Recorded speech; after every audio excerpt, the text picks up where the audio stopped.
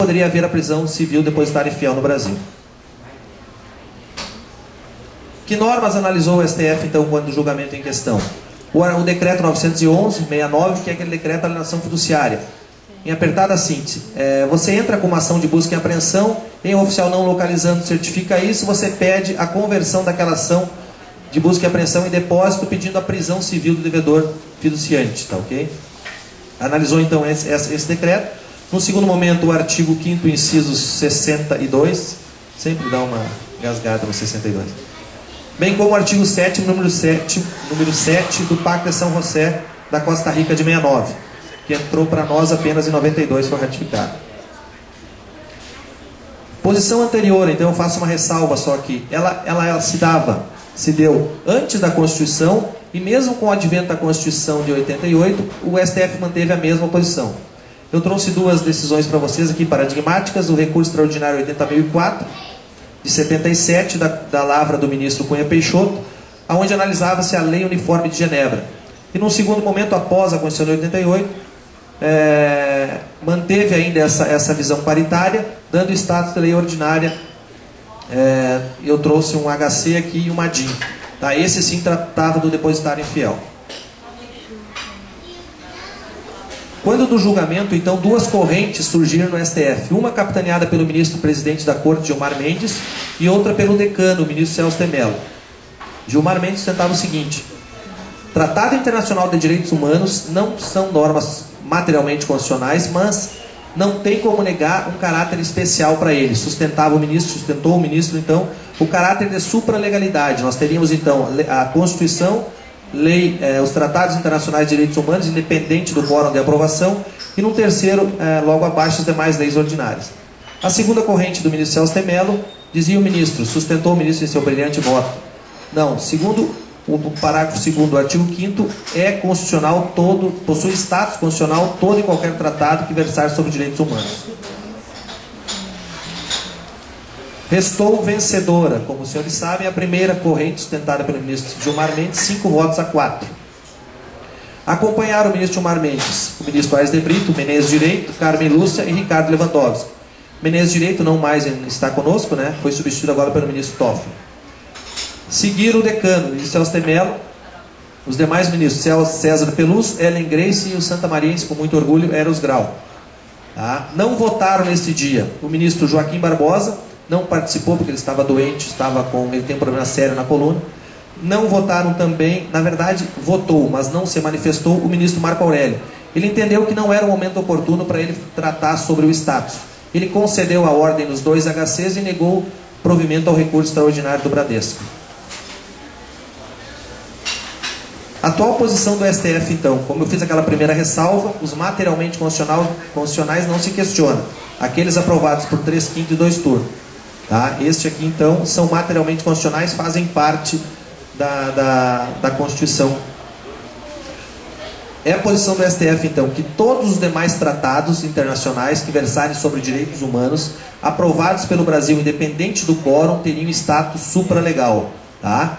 Mas, infelizmente, não superou a tese ainda o STF, e afirma que os demais tratados, esses sim, continuam a ter status supralegal. Status legal, perdão, ou seja, que vale a mesma coisa que uma lei ordinária. Esta, então, é a pirâmide como o STF analisa hoje, entende os tratados internacionais. No ápice, então, a Constituição, logo abaixo, os tratados internacionais de direitos humanos, e na base da pirâmide, as leis ordinárias complementares, ou seja, todas aquelas do artigo 59, bem como os demais tratados internacionais que não versarem sobre direitos humanos. Só fazer uma ressalva para os senhores: a doutrina diz assim, nós estamos um tom acima do STF. O que significa isso? Para nós, os tratados internacionais de direitos humanos, independente do quórum de aprovação, tem status constitucional, ou seja, ela segue o ministro Celso de Mello. E diz a doutrina ainda, esse tom acima que a gente está, nós entendemos que todos os demais tratados teriam status supralegal. Essa doutrina que eu falo é o professor Valério Mazzuoli, a professora Flávia Provezão, Cansar Trindade. Tá?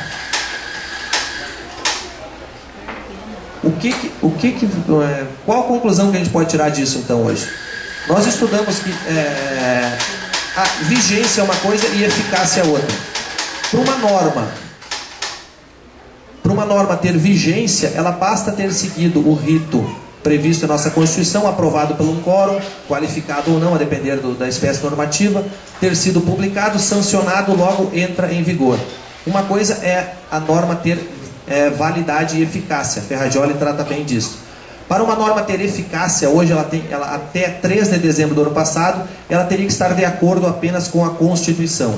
Com esse novo entendimento do STF, surge o que o professor Valério Mazzoli trata de controle de convencionalidade, a chamada dupla compatibilidade vertical, ou seja, para uma norma ser válida e eficaz no Brasil hoje, ela deve estar de acordo com a Constituição e de acordo com os tratados internacionais que versarem sobre direitos humanos. Não se trata de revogação, a norma vai continuar vigente, porém vai ter a sua eficácia assustada. Só uma questão para não fugir pode ser objeto de pergunta depois. E quando houver um conflito entre essas normas internacionais de direitos humanos e a própria Constituição ou outra norma ou outro tratado internacional? A doutrina sustenta o seguinte, 2 princípios, o princípio do pro homine e o diálogo das fontes. E aqui até tem mais a ver com o Rafael. Chama-se, Rafa, o princípio aquele... A norma mais benéfica. No direito do trabalho nós temos o princípio da norma mais benéfica, ou seja, independente da hierarquia da norma, eu vou usar a norma que for mais benéfica ao trabalhador, tá ok?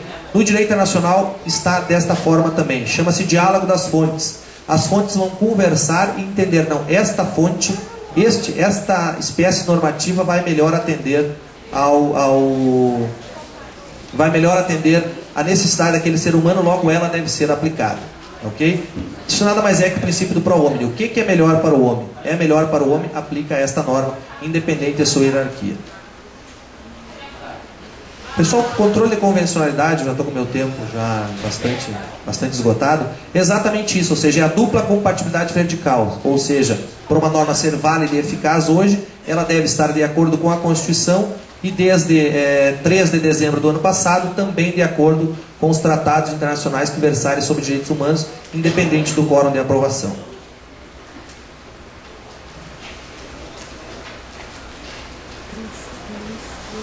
E eu peço desculpa se excedi um pouco o tempo, ou se... mas era isso aí que eu tinha a apresentar para vocês, espero ter contribuído de alguma forma e se tiver alguma pergunta estou à disposição. Muito obrigado.